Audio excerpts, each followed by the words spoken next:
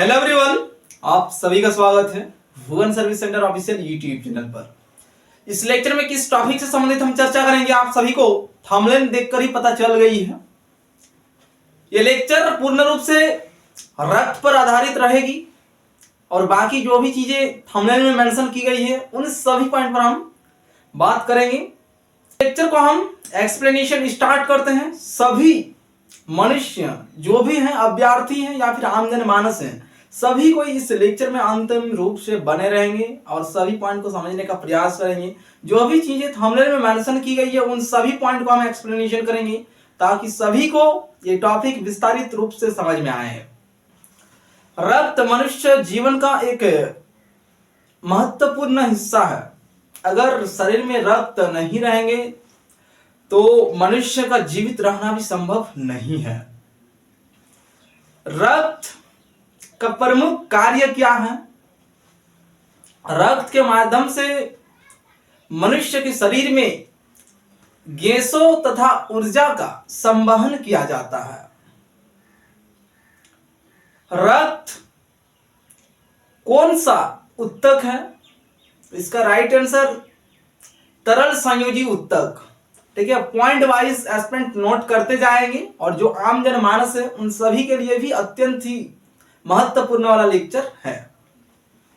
जो सामान्य मनुष्य होते हैं उन सभी के शरीर में मनुष्य का जितना वजन रहता है उसका 7% यानी 7% रक्त की मात्रा रहती है। इस पॉइंट को अच्छी तरह से सभी समझने का प्रयास करेंगे। जो भी मनुष्य होते हैं उनका शरीर का कुल वजन का जो वेट है उस वेट का 7% वेट रक्त का है यानी ब्लड। यदि कोई मनुष्य मान लीजिए कि 70 केजी का है तो उसका शरीर में रक्त कितना है? तो 70 केजी का 7% निकलाएंगे एस्पिरेंट, जितना होगा उतना ही उस व्यक्ति के शरीर में रक्त होगी लगभग में। सामान्य मनुष्य जो होते हैं, वयस्क मनुष्य, उसके शरीर में 5 से 6 लीटर रक्त होते हैं। पॉइंट को नोट डाउन करते जाएंगे। महिला जो भी होते हैं उन सभी के शरीर में पुरुष के तुलना में 1 से 2 लीटर रक्त की मात्रा कम होती है।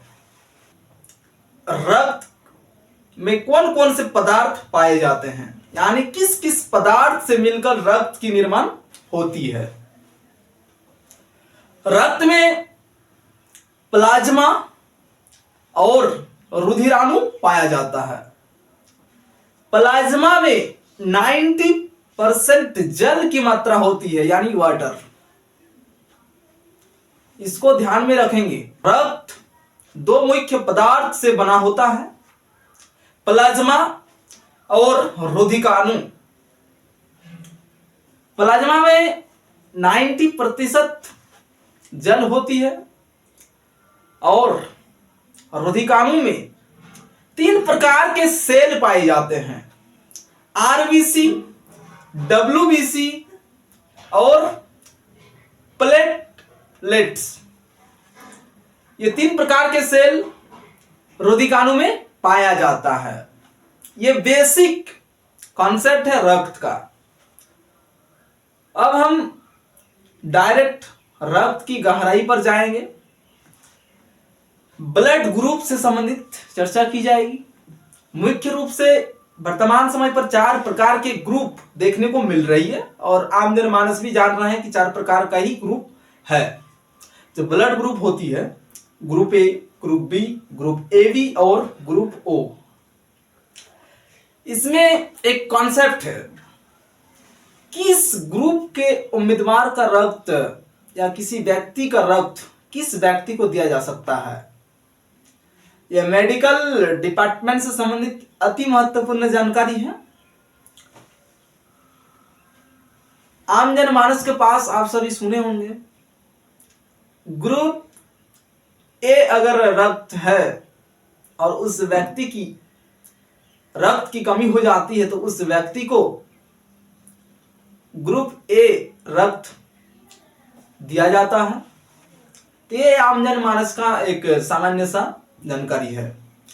जिस मनुष्य में ग्रुप बी का रक्त है, उसकी रक्त की कमी होने के बाद उस व्यक्ति को ग्रुप बी का रक्त दिया जाता है। इस प्रकार से नॉर्मल आप सभी सुने होंगे, लेकिन ये कॉन्सेप्ट 100% ठीक नहीं है। ठीक है, सही वाला कॉन्सेप्ट क्या है उसको आप समझे सभी। ग्रुप के अनुसार तो रक्त दिया जाता है, लेकिन इनमें भी एक और अति महत्वपूर्ण वाला और एक ठो कॉन्सेप्ट है, उस कॉन्सेप्ट को भी समझना आवश्यक है। सिर्फ ग्रुप को देखकर अगर मनुष्य को रक्त दे दिया जाएगा तो उस व्यक्ति की मृत्यु हो जाएगी। तो मृत्यु ना हो उसके लिए क्या करना पड़ेगा, उस कॉन्सेप्ट को भी हम एक्सप्लेनेशन कर रहे हैं। मुख्य रूप से ब्लड ग्रुप 4 प्रकार की होती है, ए, बी, ए बी और ओ। ए का नेगेटिव पॉजिटिव, बी का नेगेटिव पॉजिटिव, ए बी का पॉजिटिव और नेगेटिव, ओ ग्रुप का भी पॉजिटिव होती है और नेगेटिव होती है। अब आते हैं हम RH फैक्टर पर। RH फैक्टर मेडिकल साइंस से ही रिलेट करती है। किसी भी मनुष्य में अगर रक्त की कमी होगी तो उसकी ब्लड ग्रुप को पहले टेस्ट किया जाएगा, कौन सा ब्लड ग्रुप है, उसके अनुरूप ही उसको ब्लड ग्रुप जांच करने के बाद ही उस से संबंधित ब्लड ग्रुप को ही उसको दिया जाता है। लेकिन उनमें और एक टेस्ट किया जाता है, RH फैक्टर का टेस्ट होती है, RH पॉजिटिव, RH नेगेटिव। अगर किसी मनुष्य के रक्त में RH पॉजिटिव है और उस व्यक्ति को RH नेगेटिव ब्लड यदि दे दिया जाता है, अगर कम मात्रा में दिया जाएगा तो कुछ नहीं होंगे पहली बार में, ये कॉन्सेप्ट है। अगर ज्यादा मात्रा में दिया जाता है तो उस व्यक्ति की मृत्यु हो जाएगी, क्योंकि ब्लड ग्रुप जांच करने के बाद जो पता चलती है 4 प्रकार के ग्रुप में से ही एक ग्रुप जरूर आएंगे किसी भी मनुष्य का। ग्रुप को जांच करने के बाद उसी ग्रुप का होना चाहिए और RH फैक्टर को टेस्ट किया जाता है कि RH फैक्टर में क्या आता है, उसका पॉजिटिव आता है अथवा नेगेटिव आता है। तो जिस मनुष्य का RH फैक्टर पॉजिटिव रहेगा उस मनुष्य को RH फैक्टर पॉजिटिव वाला ही रक्त दिया जाएगा ताकि मनुष्य जीवित रहे और स्वस्थ रहे। RH नेगेटिव वाला रक्त यदि उस मनुष्य को प्रोवाइड कर दिया जाएगा तो उस व्यक्ति की मृत्यु हो जाएगी। ठीक है, अब आते हैं हम लास्ट वाला कॉन्सेप्ट पर। किसी पुरुष और एक महिला दोनों आपस में शादी करते हैं, उसके बाद किसी को तो पता नहीं होता है कि दोनों का ब्लड ग्रुप क्या है। कोई भी ग्रुप हो सकती है, जो 4 ग्रुप हैं, और RH फैक्टर में नेगेटिव और पॉजिटिव कुछ भी हो सकती है, किसी को पता नहीं है। इन दोनों के माध्यम से जो संतान उत्पत्ति होगी, उस संतान में क्या प्रभाव पड़ने वाली है उस पॉइंट पर हम जाएंगे। साइंस के अनुरूप अगर कोई भी मनुष्य में RH फैक्टर पॉजिटिव की रक्त है और उस व्यक्ति को RH factor negative blood provide कर दिया जाएगा, उसके शरीर में डाला जाएगा, तो उस व्यक्ति की मृत्यु हो जाएगी। उसी प्रकार से कोई महिला और पुरुष इन दोनों के माध्यम से जो संतान उत्पत्ति होंगे, इस स्थिति में अगर पुरुष जो है उसका RH फैक्टर पॉजिटिव है और महिला की RH फैक्टर अगर नेगेटिव है, तो उसके माध्यम से जो संतान उत्पत्ति होगी साइंस के अनुरूप द्वितीय संतान के रूप में जो संतान उत्पत्ति होगी उस संतान का गर्भावस्था या फिर जन्म के उपरांत ही मृत्यु हो जाएगी। कॉन्सेप्ट को और एक बार समझें, क्या कॉन्सेप्ट हम बताने जा रहे हैं। तो किसी भी मनुष्य द्वारा जब संतान उत्पत्ति किया जाता है तो गर्भावस्था या फिर जन्म के तुरंत बाद उस संतान की मृत्यु हो जाती है। तो इसका यह भी एक कारण है, जिस माता पिता के माध्यम से संतान उत्पत्ति की गई थी उसके ब्लड में RH फैक्टर नेगेटिव और पॉजिटिव का मामला हो सकती है।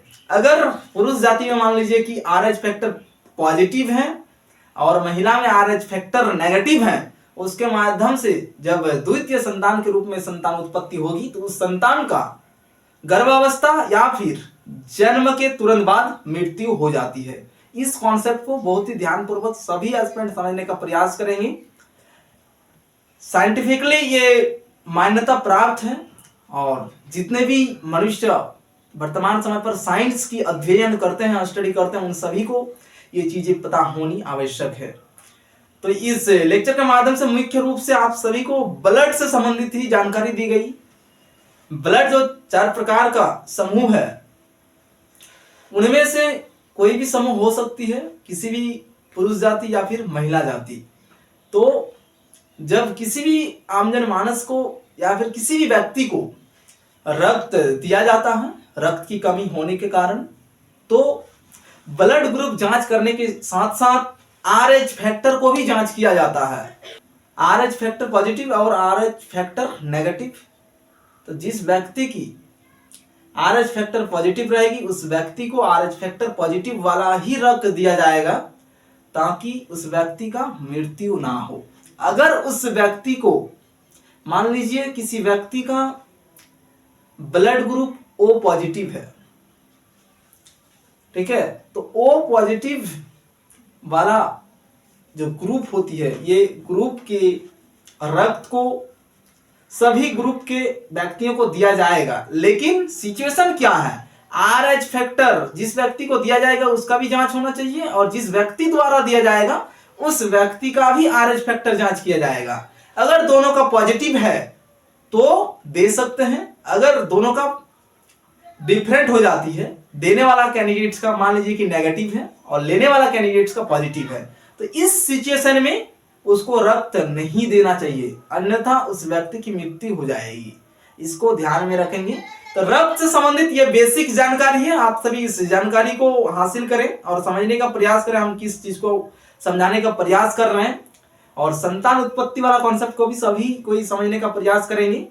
इसमें द्वितीय संतान के रूप में यहाँ पर मेंशन की गई है कि द्वितीय संतान जब उत्पत्ति होती है गर्भावस्था में मृत्यु अथवा फिर जन्म के बाद मृत्यु हो जाती है, तो ये सिचुएशन हो सकती है कि RH फैक्टर पिता का पॉजिटिव हो और RH फैक्टर नेगेटिव हो माता का। इस प्रकार का यदि सिचुएशन है किसी भी मनुष्य में तो उसकी द्वितीय संतान के रूप में जो संतान उत्पत्ति होती है वह गर्भावस्था या फिर जन्म उपरांत मृत्यु हो जाती है। इस लेक्चर में इतना ही। सभी एस्पिरेंट हमारे साथ बने रहेंगे। विभिन्न प्रकार के कॉम्पिटिटिव एग्जामिनेशन का विज्ञापन और स्टडी मटेरियल इस चैनल के माध्यम से प्रोवाइड किया जाता है, इसलिए हमारे साथ सभी कोई जुड़े रहेंगे और अति महत्वपूर्ण वाला फैक्ट वाला पॉइंट को भी हम एक्सप्लेनेशन करेंगे ताकि आम जनमानस को भी सभी फैक्ट पता चले।